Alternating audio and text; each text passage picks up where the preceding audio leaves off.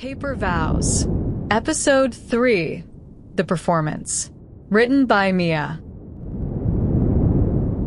We met, Adrian said, in the back of the car on the way to the Hammonds, in the tone of a man reading a flight safety card, 11 months ago.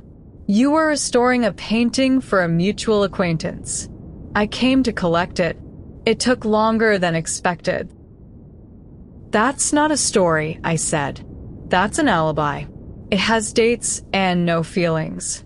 Nobody falls in love collecting a painting, Adrian, unless something happened while it was being collected. Nothing happened.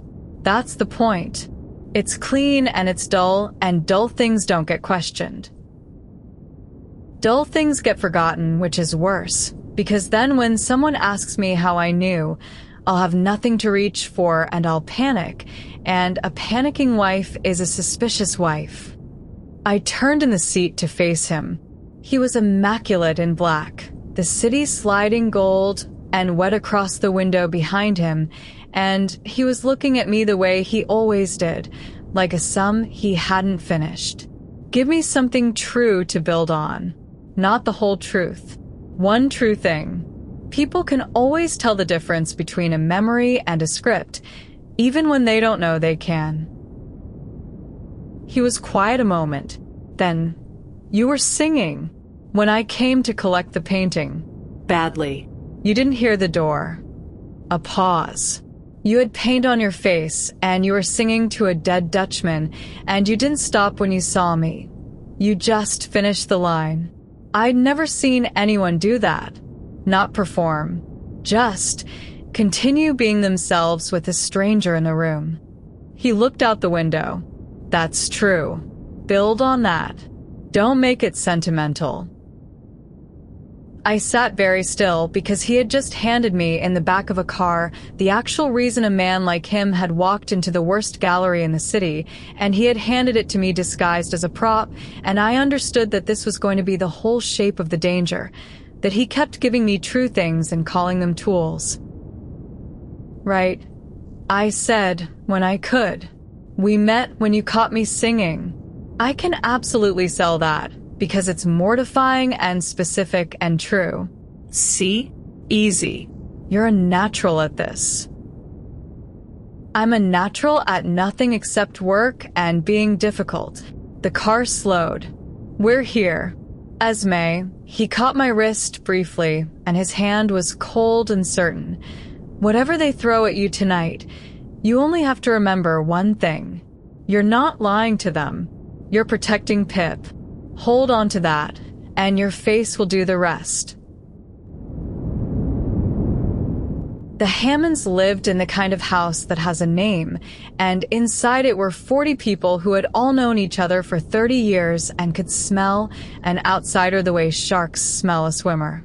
I'd been terrified of exactly this my whole adult life. Rooms where the currency was a thing I didn't have. And then I walked in on Adrian Vale's arm, and I did the only thing I know how to do, which is the thing my mother taught me at the gallery counter. I got curious about people, out loud, and I let them be the most interesting person in the world for as long as they'd stay. It turns out the very rich are exactly as starved for that as everyone else. More, maybe. By the fish course, I had Eleanor Hammond telling me about the watercolors she'd given up at 19 to marry well, her eyes gone wet and young, and I was promising to look at them, really look and meaning it, and across the table, I felt Adrian watching his fake wife accidentally enchant the hardest hostess in the city, with an expression I couldn't read because I'd never seen it on him before. It should have been the easiest acting of the night. Charming a dinner table. It's the one room I've always known how to be in, even when I couldn't afford the dress. What I hadn't budgeted for was Adrian. Every time I glanced his way, he was already looking, and not the way a man performs looking at his wife. He watched me work the table with a kind of quiet, startled attention, as though he were seeing a craft he hadn't known existed and couldn't price. Once, when I made the dreadful Mr. Hammond laugh so hard he had to set down his glass, Adrian leaned in under the cover of it and murmured, only for me, You did that on purpose. The thing with the question, you turned it back on him so he'd feel clever. That's the whole trick, I murmured back. People never remember what you said. They remember how interesting you let them be. He was silent a moment. My father ran a company for 40 years and never once worked that out, he said, and there was something almost like grief in it. And then Eleanor claimed me again, and the moment was gone. But I caught him twice more across the candles, watching his fake wife as though she were a language he wished he'd been taught as a child. And then, 2 seats down, a voice like a paper cut said, "So how did you two meet?" Adrian's so private. We'd all simply given up on him ever, well. And then a wife, out of nowhere. It's terribly romantic. Or terribly sudden. I can never tell the difference at our age. Marcus Vale. Adrian's cousin, his rival on the board, and I understood within 10 seconds of his smile. The most dangerous person in the room, because he was the only one not enjoying himself. He was enjoying me instead, the way a cat enjoys a thing it hasn't decided whether to eat. He caught me singing, I said. I told it true because Adrian was right. The true thing has a texture you can't fake.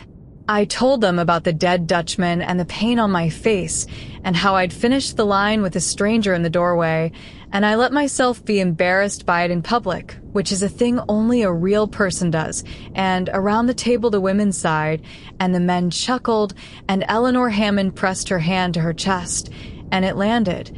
It absolutely landed. Except on Marcus, who waited for the warmth to crest, and then said, pleasantly, "What were you singing?" And the table looked at me, and it was nothing. It was a tiny thing, but it was the kind of tiny thing a script doesn't cover, the exact gap Adrian's clean, dull alibi would have died in, and I felt Adrian go still beside me the way you go still when the ground shifts. Non-G-N-E regret rain, I said before I decided to, badly, in an accent that would make a French person file a complaint. Which, in hindsight, was either the most appropriate or least appropriate thing to be singing at the man I was about to accidentally marry, and I've never been able to decide which. I smiled right at Marcus, warm as morning, and added, "Why? What do you sing when you think no one's listening, Mr. Vale? I find it tells you everything about a person." The table laughed at him, gently with me, and Marcus's smile didn't move, but his eyes did, a flick of reassessment, and he inclined his head a half-inch, one player to another, and I understood that I had won the hand and not the game, and that he had just filed me under cleverer than expected, which is the most dangerous drawer there is. He wasn't finished, of course. His kind never is. He let the table move on, and then, over the brandy, he drifted into the chair beside mine with the ease of a man who has never once been told no, and said, low, just for me, "You're good." Genuinely. I almost believe it, and I never believe anything. He swirled his glass. But I've watched Adrian his whole life, and the thing about my cousin is that he doesn't want things, Mrs. Vale. He acquires them. So I keep asking myself what a man who only acquires is doing with a wife who looks at him the way you do, and what she's getting, beyond a very good address. His eyes were flat and unhurried. I'll work it out. I always do. It's the one thing I've ever been better at than he is. And he smiled and toasted me and drifted away, and I sat there with my pulse loud in my ears and understood that the war had a face now, and the face was charming, and it had all the time in the world. Across the room, Adrian had seen us talking. I watched him clock it, that precise still attention, and when Marcus had gone, he found his way back to my side and said nothing, simply stood close with a hand at the small of my back, and I realized the hand wasn't for the room this time. The room wasn't looking. It was only for me. Under the table, unseen, Adrian's hand found my knee and pressed once. "Thank you. Well done. I've got you." And then withdrew. It was the first time he had touched me when there was no one positioned to see it. I felt it for the rest of the night. We held it together through the cheese and the brandy and the long ritual goodbyes. Two people performing a marriage so convincingly that somewhere around the petit fours I lost track of which parts one was performing. He put my coat on my shoulders. He remembered I didn't like champagne and got me the elderflower thing without asking. When Eleanor Hammond hugged me goodbye and whispered, "He's different with you, you know, we'd all decided he'd gone to ice," I didn't correct her, and the not correcting sat strangely warm in my chest the whole way down the long drive. In the car, the door shut, the city closing around us dark and wet, and ours, the performance finally over. We looked at each other, and something broke, and it was laughter. Real, helpless, adrenaline-drunk laughter, the kind you can only do with someone you've survived something beside. "Gee, any regret, Rain," he repeated, and the ice cracked clean down the middle, and Adrian Vale laughed, properly, a sound I would have paid the whole year's allowance to hear again. "You were going to lie, and then you told them you sang Piaf at me?" Badly. I panicked upward. "It's a gift." I was wiping my eyes. "Did you see Marcus's face?" I sang Edith Piaf directly into his cold, dead heart, and he had to just take it. "He's going to dig now." Adrian was still smiling, but it had cooled at the edges, and he said it gently, the way you warn someone you've started to care about. "You bested him in public. He won't forgive it. He'll go looking for the seam in us, and he'll have people, and he'll be thorough." The smile faded entirely.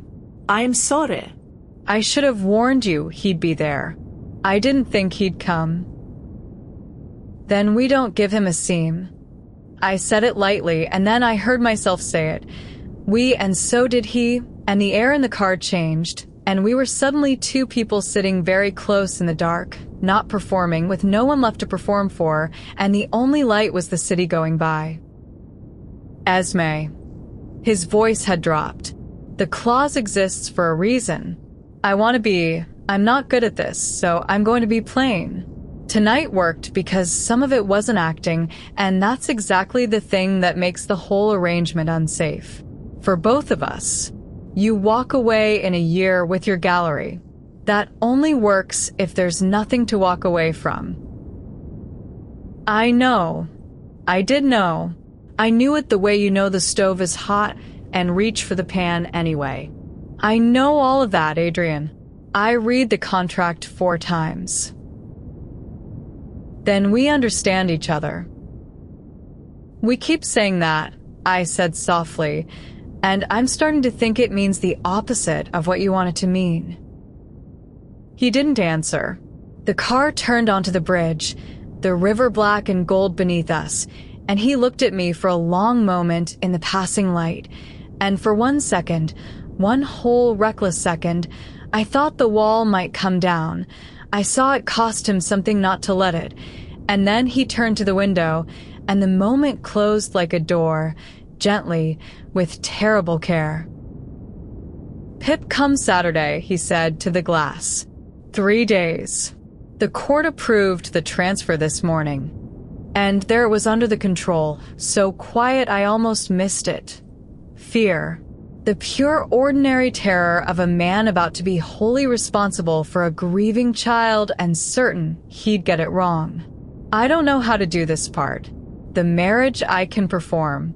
A 7-year-old who's lost everything. I genuinely don't know how to not fail her. And the wall I was supposed to be keeping up came down on my side instead, all at once, because that I could not perform around. I reached across the dark and took his cold hand in both of mine, the way I'd shown him on the piano, the way my mother took the hands of strangers who wandered into her gallery looking lost. "You learned a song with 2 fingers so she'd have music the first night," I said. You're not going to fail her, Adrian. You already started not failing her weeks ago. You just disguised it as a transaction, the way you disguise everything. I squeezed. We'll figure out Saturday.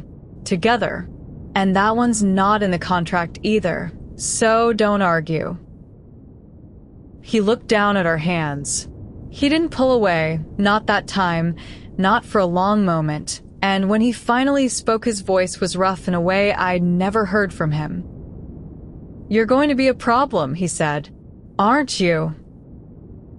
Almost certainly, I agreed and held his hand the whole way home and did not let myself think about the clause or the year or the careful door he kept closing because Pip was coming Saturday, and somewhere between the pee-off and the bridge, I had stopped being able to tell which marriage I was in, the paper one, or the one that kept happening to us by accident in the dark.